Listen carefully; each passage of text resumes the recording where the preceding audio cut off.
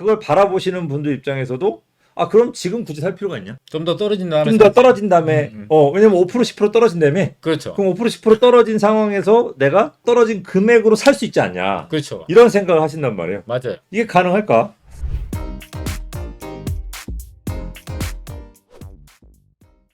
(1년에) 5%씩 집값이 하락을 할 거라고 생각한다면 집이 안 뛴다고 한다면 집을 가지고 있으면 보유세도 있고 이자도 내야 되고 세금 나가니까 굳이 내가 가지고 살 이유가 없죠. 그렇죠. 근데 개발 계획이 발표되면 또 집값이 뛰잖아요. 뛰죠. 그러면 떨어지는 게 클지 개발 계획에 의해서 집값이 뛰는 게 클지 네. 이거에 대한 기준을 가지고 우리 구독자분들이 어떤 움직임을 가져야 될 것 같아요. 사실 그러다 보니까 이런 부동산 값이 막 오르는 상황이 아니다 보니까 상대적으로 대규모 개발 계획들은 지금 이제 추진을 한단 말이죠. 예전처럼 힘들 때는 뭐 집값이 많이 오를 때는 발표를 할 수가 없으니까. 요 작은 게 내 눈앞에 딱 가리고 있으니까 정말 큰 걸 잘 못 보고 있는 상황이 되는 거죠. 사실 보면 득실 관계를 따져봤을 때는 득이 훨씬 더 클 수 있는 거거든요. 그래서 네. 제가 인천 예를 든 게 왜냐면 세종시는 너무 심하니까 네. 이제 인천 이제 수도권을 봤을 때 인천이 가장 많이 하락을 했고 그렇죠. 그래서 인천이 1년에 평균 지금처럼 많이 하락한다고 했을 때 5%가 하락을 하는데 네.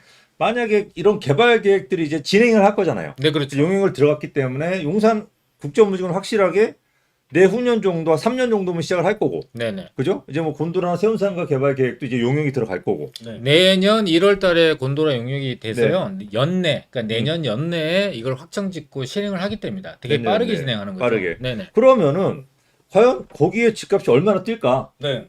그죠? 그렇죠. 국제업무지구가 진행을 하게 되면 국제업무지구 주변에 집값이 얼마나 뛸까? 네. 그 다음에 세운상가하고 곤도라, 남산 녹지축이 개발 시작을 하게 되면 거기 집값이 얼마나 뛸까? 요거를 한번 예상을 해봐야 될 것 같아요. 우리 2007년도에도 다 경험을 해봤던 부분인데 당시에 2007년도에도 용산 개발하는 개발 계획이 대대적으로 이제 그 마스터 플랜이라는 게 나오게 됐는데 뭐 2007년도 이전까지는 그 주변의 인근에 빌라들만 하더라도 소액으로 들어갈 수 있는 게 그거였으니까 한 2억대 정도 하고 있었습니다.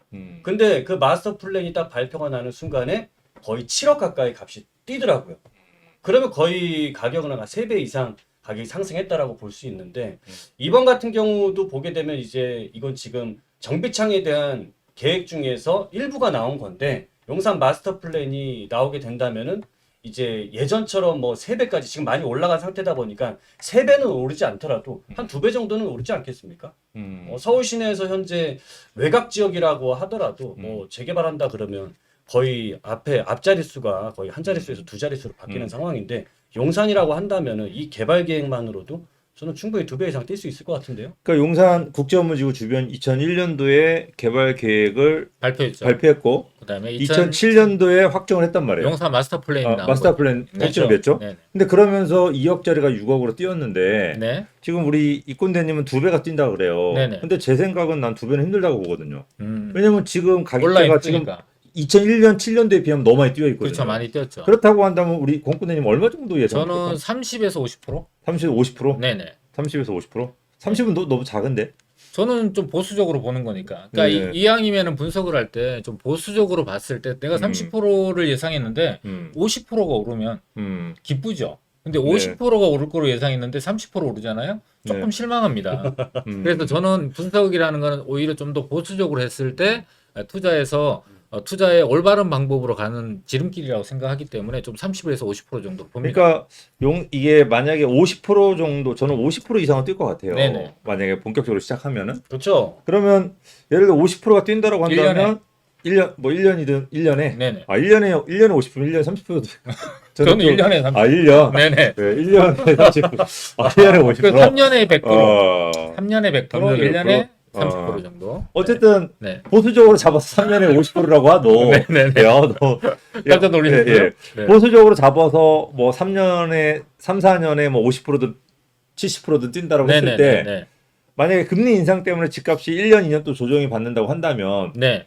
한 10% 정도 조정을 받는 거잖아요. 그렇죠. 1년에 한 5% 정도니까. 네. 그러면은 10% 조정 받는 거에 비해서 50%가 뛰니까 네. 예를 50%면 10% 빼더라도 40%는 뛰는 거네. 그렇죠. 그죠? 그러니까 이게 전체 네. 평균에 대한 통계를 보시면은 네. 기조는 지금 현재 하향 기조를 이루고 있죠. 네네. 근데 부분적으로 지금 현재 호재 중심에 서 있는 이런 도심권이나 용산 같은 경우는 하락하지 않고 있어요. 대부분의 우리 투자자분들이 네. 실소유자분들도 그렇고 좀 더 하락하기를 기다리고 계시잖아요. 음. 근데 기대만큼 하락하지 않으면은 음. 다시 이게 이제 심리라는 게 손바닥 뒤집히지 한순간 뒤집힙니다. 그러니까 지금처럼 앞으로 얼만큼의 금리가 오르고 인플레이션이 계속될지에 불확실성이 있는 상태에서는 불안감 때문에 이 100 이하의 매수 심리를 가지고 있는데 이게 약간만 해소되고 네. 내년에 분위기가 조금만 바뀌잖아요. 네. 그러면은 이게 갑자기 이 수요가 갑자기 몰려드는 상황으로 손바닥 뒤집듯이 바뀌거든요. 네. 그럴 때 만약에 그 하락하지 않고 조금 소폭 상승을 이어가던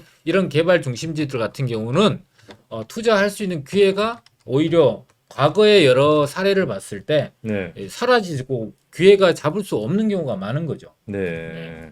과거에 판교 같은 경우에서도 네. 한창 그때 2009년도에서부터 2012년도까지 굉장히 어려웠어요. 판교가 지금 집값이 20억인데 네. 그러면 그 당시에 집값은 한 6억 정도 했단 말이죠. 네. 근데 그때 지금 현재를 알았으면 그분들이 그거를 팔지 않았을 텐데 그때가 당장 앞에 너무 금리도 오르고 있는 상황이고 집값도 잘 안 오를 거라고 생각을 하니까 그렇게 좀 그 앞에만 그러니까 봤기 때문에 네. 정말 좀 길게 우리가 볼 수 있는 이런 개발지에 대한 네. 업무타운에 대한 좀 파괴력을 알았으면은 네. 저는 좀 좋았을 텐데 굉장히 좀 아쉽다는 생각이 많이 들죠. 네. 그래서 그런 걸 좀 조심해야 될 것 같아요. 네. 그래서 지금 우리 지금 행복만님이 이런 걸 이렇게 적으셨어요. 오르는 것은 바라지 않고 거래가 활발했으면 좋겠다고 하십니다. 네. 이제 거래가 너무 지금 잘 안 되고 있으니까. 네, 네, 그죠? 그렇죠? 근데 이 거래가 안 되는 시점이 있다 보니까 많은 사람들이 개발 계획이라는 얘기를 들었을 때도 선뜻 그럼 여기는 앞으로 오르겠구나 라고 해서 어떤 실행을 못 해요. 알지만 네. 움직이기가 그리고 네. 또 그걸 바라보시는 분들 입장에서도 그럼 지금 굳이 살 필요가 있냐? 좀 더 떨어진 다음에 좀 더 떨어진 다음에 왜냐면 5% 10% 떨어진 다음에 그렇죠. 그럼 5% 10% 떨어진 상황에서 내가 5% 10% 떨어진 금액으로 살 수 있지 않냐? 그렇죠. 이런 생각을 하신단 말이에요. 맞아요. 이게 가능할까?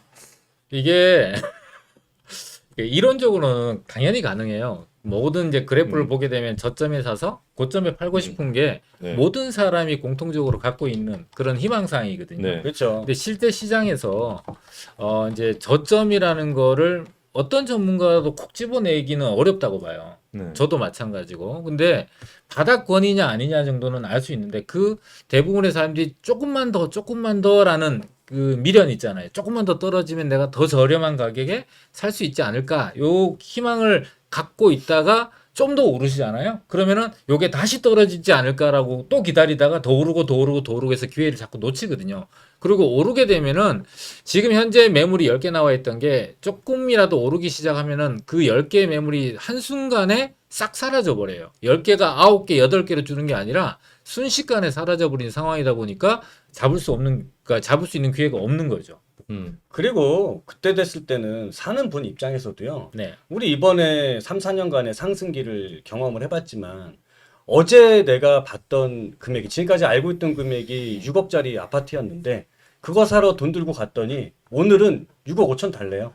그래서 진짜 무슨 소리 하냐고 그러고 나서 안 사고 봤더니 또 2주 정도 지나고 났더니 걔가 7억 2천이 돼 있단 말이죠. 그렇죠. 그러니까 가격이 계속 뛰면 또 이전 가격을 알다 보니까 또 막상 오를 때 여러분들 들어가기 쉬울 것 같아도 그게 더 어려워요. 그리고 여러분들이 생각하는 좋은 것들은 그때 못 잡습니다. 오히려 그때는 막 경기가 좋아서 집값이 올라가면 쭉정이 물건들 같은 경우들만 거의 나올까 말까 하는 수준이고 오히려 사람들이 잘 안 살려고 하는 시점은 최소한 부동산가도 대접은 받습니다. 손님도 없고 이런 상황에서 와서 봐준다라고 하면 더 좋은 물건들 더 싸게 해주려고 거기서 그러면 한 5천만 원만 깎아봐 주세요. 그럼 내가 어떻게 한번 사볼게요 하면 부동산 중개업자분들 굉장히 열심히 깎아주실걸요. 그러니까 오히려 지금처럼 사람들이 잘 안 살려고 하는 시점에 가서 찾는 게 좋은 물건을 그래도 좀 좋은 가격에 살 수 있는 그런 기회는 더 많이 만들어질 수도 있다고 저는 생각합니다. 이렇게